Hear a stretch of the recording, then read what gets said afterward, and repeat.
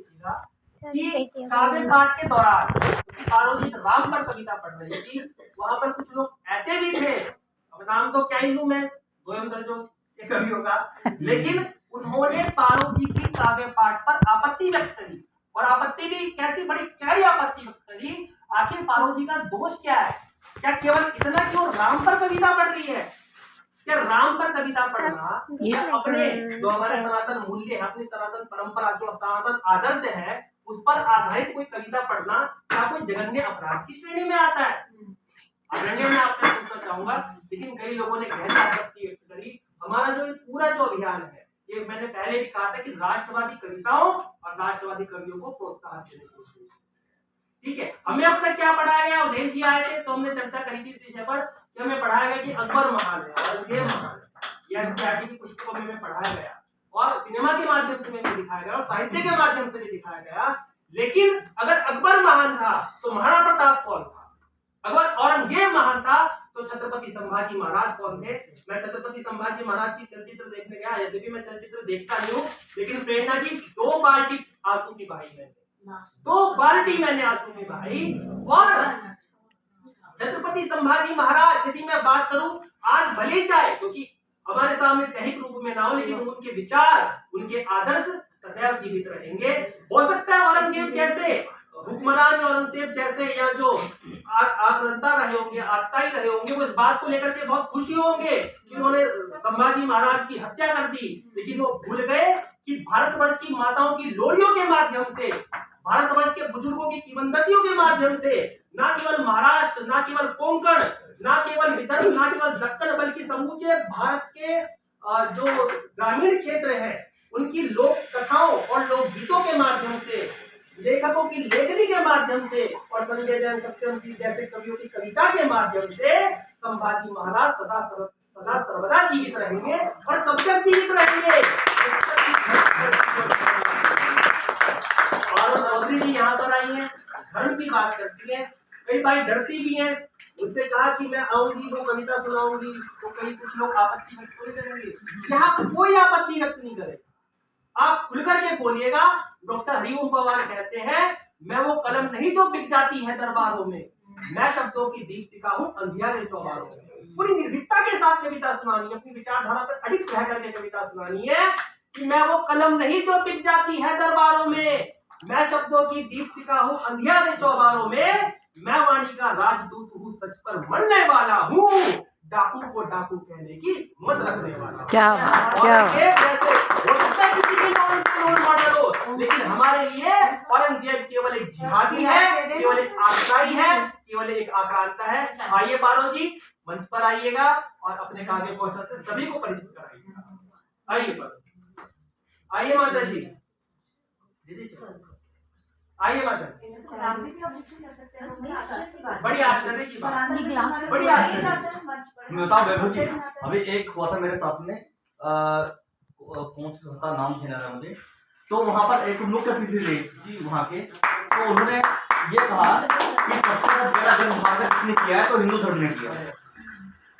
तो जब मेरी बार ये जब काव्य पाठ की, तो काव्य पाठ से पहले मैं कुछ बातें कही मैंने उनके लिए स्पेशली, वैसे हर कोई कहना जरूर चाहिए, मतलब अपने धर्म का अपमान क्यों सुना के ना।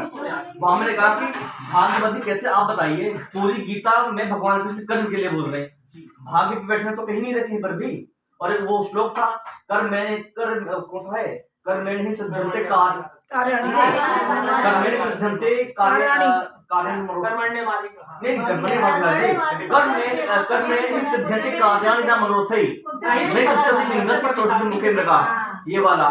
और इसमें तो लोग तालियां बजाई इस पे। इस संदर्भ में मैं एक बात और कहना चाहूंगी, जैसे मैं एक आयोजन को छोड़कर आ गई थी, क्योंकि मैं ओज पर लिखती हूँ, और मतलब उसकी बात करें तो वहाँ पे उन्होंने शांति दूत बुला रखे थे, वो बैठा रखे थे मंच पर, क्योंकि उनसे चलता है जो भी लिया होगा, या उन्होंने सोचा होगा कि हम भी इनमें घुसे। धीरे धीरे ये लोग हमारे कवियों के माध्यम से, कविताओं के आयोजन के माध्यम से एक एक दो करके घुस रहे हैं इस क्षेत्र में भी, तो हमें उससे संस्था को, तो वहाँ उन्होंने मुझे जो आयोजन थे, वो तो हिंदू ही थे, उन्होंने मुझे कहा कि आप राष्ट्रवाद या सनातन पे मत पढ़ना, आप नॉर्मल पढ़ना, क्योंकि आपत्ति ना हो, क्योंकि वो वहाँ बैठे हुए थे।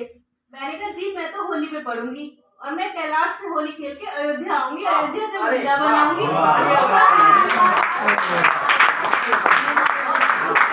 दिल्ली में आके भगवा लहराऊंगी, उसके बाद मेरा भगवा दिल्ली में आके राजधानी में लहराएगा। अब आप बताइए मैं पढ़ूं या जब? उनकी व्यवस्था देखकर मैं वहाँ 10 मिनट रुकी और मैंने कहा कि मुझे जाना है, मैं वहाँ से निकल। तो हम लोगों को बहिष्कार भी करना पड़ेगा जहाँ पे रोका जाता है। कि मतलब ऐसा कुछ नहीं पढ़ना सनातनी राष्ट्रपति से तो कुछ लोगों को बुरा लगेगा। अपना बैठे रहो ना। हाँ तो वहाँ तिरस्कार करके ही निकल के आ गई मैं। सर्वप्रथम मां सरस्वती को नमन करती हूँ, मंच पर उपस्थित आप सबकी नमन करती हूँ, आप सभी गुरुजनों को प्रणाम करती हूँ। और जैसा भाई ने कहा है तो डर तो मेरे अंदर बिल्कुल है नहीं, क्योंकि वो डर जाएगा वो आगे कैसे जाएगा। आगे ले जाने का मतलब है कि एक के पीछे अनेक होना चाहिए, लेकिन जब एक पहले तो एक को ही बनना पड़ेगा, वो एक बनना पड़ेगा, हमें अनेक नहीं बनना है। जब हम एक बन के चलेंगे तुम्हारे पीछे पता नहीं आज देखे 3-4 साल में कितना माहौल चेंज हो चुका है। बस यही हमें बदलाव चाहिए। मोदी जी कहते हैं बदलाव बदलाव, वो बदलाव हम देख रहे हैं, क्योंकि हमें दिख रहा एक वक्त था जो हिंदू बोल नहीं पाते थे, आज खुल के सब बोल रहा है और मुंह तोड़ जवाब दे रहा, बोलने को छोड़ो मुंह तोड़ जवाब मिल रहा है। तो मुझे भी खैर किसी ने रोका तो नहीं है, लेकिन हाँ कुछ ने खरीदने की कोशिश किया। जैसे चाय से शुरुआत हुई, मिठाई तक आई, कपड़े पे आई, सबको पता औरत पहनने उड़ने के शौकीन होते हैं, तो अपने अपने तरीका से हर कोई मुझे रिझाने की कोशिश किया कि शायद मैं बिक जाऊं और मैं सच से ना बोल पाऊं। तो मैं उनमें से नहीं हूँ। खरीदने वाला मुझे सिर्फ एक भाव से खरीद सकता है, कीमत दुनिया में कोई नहीं। तो उससे मैं 2 लाइनें रखती हूँ। मेरी जमीर को तू कभी खरीद नहीं पाएगा, मेरी जमीर को तू कभी खरीद नहीं पाएगा, मत कर कोशिश पगले, मिट्टी में मिल जाएगा। और होली आ रही है, बसंत पंचमी की उपलक्ष्य में है, तो आज कुछ और विषय चुनूंगी।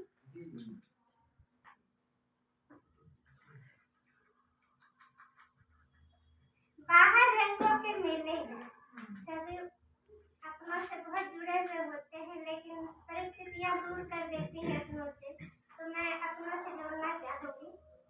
बाहर रंगों के मेले हैं, मन के अंदर उदासियों के झमेले हैं। बाहर रंगों के मेले हैं, मन के अंदर उदासियों के झमेले हैं।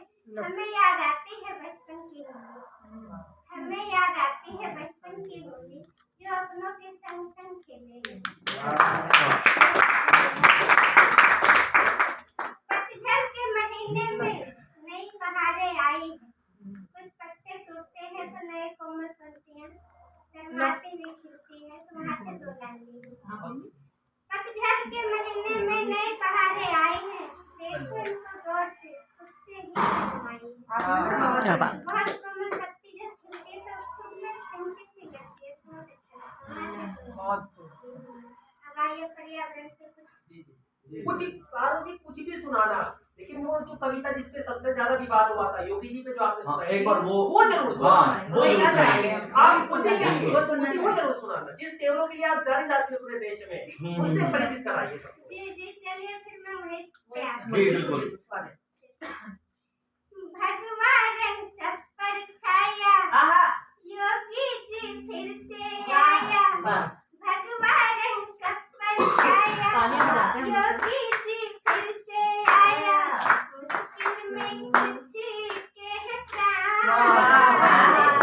कैसे बचाए इनसे जान। भगवा रंग सब पर छाया, योगी जी फिर से आया। धन्ना दौलत भरमाए, नाही झांसे में आया। धन्ना दौलत भरमाए, नाही झांसे में आया। बाबा बुलडोजर से कोई हमें बचाए। बाबा बुलडोजर से कोई हमें बचाए। कोठी देखे ना आवा सब पर ये बोले धावा कर दिया मुझसे में जान कैसे बचाए इस जान। और शुरुआत उन्होंने कहाँ से किया है वो आप सबके बीच रखना चाहूंगी। आज तकरीबन ज्यादा नहीं तो 7-8 साल पीछे जाइए, क्या माहौल था मेट्रो का, पार्क होगा, बहुत मतलब नहीं जा सकते हम, लेकिन कई जगह हमें ना चाहते हुए जैसे मेट्रो हो गए वहाँ तो सफर करनी पड़ती, बहुत बुरी स्थिति थी। तो मैं वो पंक्ति वहाँ से उठाई और बहुत मतलब योगी बाबा का शुक्रगुजार हूँ, उन्होंने माहौल को एक अच्छा बनाने का बहुत प्रयास किया है ताकि हमारे आने वाली पीढ़ी उनके साथ ले सके। तो वहाँ से वो पंक्ति ली हूँ मैं। पहला ये काम किया लैला मजनू को खोया।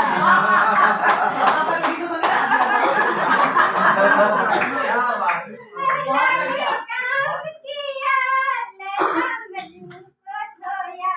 लब और जेहाद का तो झंडा ही चौपट किया। लब और जेहाद का तो झंडा ही चौपट किया।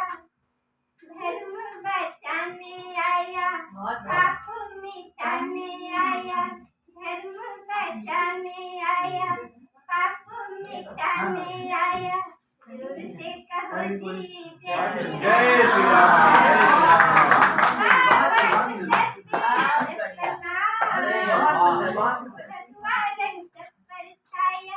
योगी जी फिर से आया। अभी तो हमने मुख्यमंत्री को नहीं देखा है।